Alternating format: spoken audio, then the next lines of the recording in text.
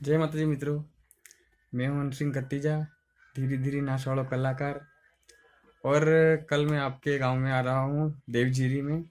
मुझे बुलाने वाले मेरे केवन भाई गुंडिया, शिव डीजे वाले, और अमर सिंह भाई ताहेड़ के सुपुत्र की शादी में आ रहा हूँ, सोनू भाई की शादी में।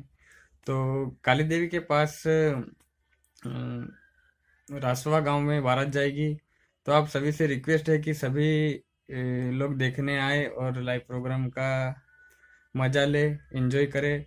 और मेरे साथ और साथी कलाकार हैं राजेंद्र वसुनिया फुलेडी से, और अपने जीजे विस नो नवा कलाकार सुरेश भाई रावत भी आ रहे हैं। तो आप लोग जरूर आइए और प्रोग्राम का मजा लेवे। और हमें बुलाने वाले हमारे केवन भाई गुंडिया का दिल से धन्यवाद मानता हूँ मैं। और आप भी सभी आए, ऐसी मतलब निवेदन है आपसे। तो जरूर आइए। जय माता जी।